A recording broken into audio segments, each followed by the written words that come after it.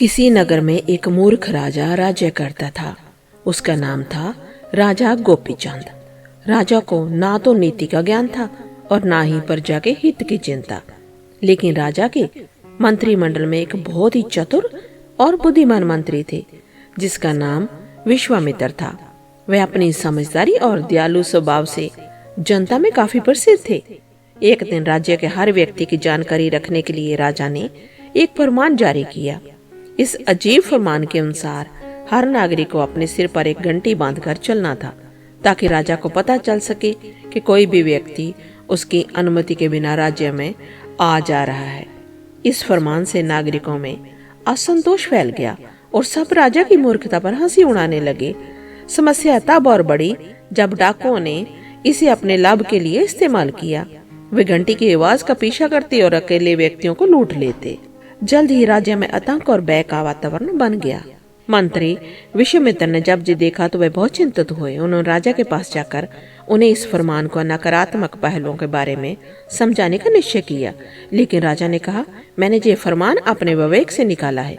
अगर तुम्हें इससे कोई बुराई दिखाई देती है तो तुम कोई हल निकालो। मंत्री विश्वामित्र ने सोचा और एक योजना बनाई। उन्होंने एक नगरवासी को बुलाया और उसे एक बड़ी झील के पास एक विशाल पेड़ पर घंटी बांधने का आदेश दिया। वह नगरवासी जैसा उसने कहा वैसा किया। अगले दिन जब हवा ने उस घंटी को बजाया तो उसकी आवाज पूरे नगर में गूंज उठी। नागरिकों ने ये सोचकर चैन की सांस ली कि उन्हें अब घंटी बांधकर नहीं चलना पड़ेगा। अब शहर में चोरी और डकैती की घटनाएं बंद हो गई। राजा ने मंत्री विश्वामित्र की बुद्धि की प्रशंसा की। इस तरह विश्वामित्र ने न केवल एक समस्या का समाधान निकाला बल्कि जनता को एक महत्वपूर्ण शिक्षा भी दी कि सच्चा नेता वही होता है जो प्रजा की भलाई सोचता है और संकट के समय में सही मार्गदर्शन करता है। राज्य में स्थिति सामान्य हो गई थी और जनता एक बार फिर सुख और शांति से जीने लगी थी। विश्वामित्र की बुद्धिमत्ता का लोहा मानते हुए जनता उनके प्रति आदर और सम्मान की भावना रखने लगी। राजा गोपीचंद ने भी समझ लिया कि अकेले शक्ति होना ही जरूरी नहीं है। सफल और लोकप्रिय राज्य वही होता है जो अपनी प्रजा के दुख दर्द समझ सके और उनके समाधान के लिए कारगर कदम उठा सके। समय बीता गया और राज्य फलता फूलता रहा। एक दिन राजा गोपीचंद ने विश्वामित्र से कहा, हे मंत्री, मैंने सीखा है कि सत्ता का मूल्य उसके प्रयोग में निहित होता है, न कि उसके दमन में। अब मैं चाहता हूँ कि तुम मेरे राज्य को एक समृद्ध और जीवंत स्थान बनाने में मेरी सहायता करो। विश्वामित्र ने राजा के इस परिवर्तन को सराहते हुए कुछ अच्छी नीतियों को सुझाव दिया। उन्होंने प्रस्ताव रखा कि राज्य में शिक्षा, स्वास्थ्य और कृषि को प्रोत्साहित किया जाए।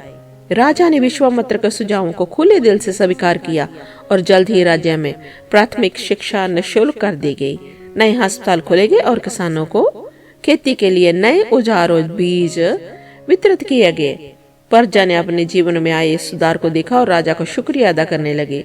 धीरे धीरे राजा गोपीचंद न सिर्फ प्रजा के प्रिय हो गए बल्कि आसपास के राज्यों में भी उनके गुण गाने लगे। राजा ने प्रजा के बीच समय बिताना शुरू किया, उनकी समस्याएं सुनी और उनके प्रत्येक समाधान में भागीदारी भी की। विश्वामित्र के मार्गदर्शन में राजा ने जन कल्याण की ओर कई काम किए, राज्य को समृद्धि की नई ऊंचाइयों तक पहुंचाया। सो दोस्तों, इस कहानी से हमें ये शिक्षा मिलती है कि अकेले पावर हो, जहाँ बंदे के पास सत्ता हो, तो वो सफल इंसान नहीं होता। वही होता है जो लोगों के बीच लोगों की समस्या को सुलझाने का काम करता है, लोगों के दुख दर्द को महसूस करता है और वही लोगों का मनपसंद नेता बनता है।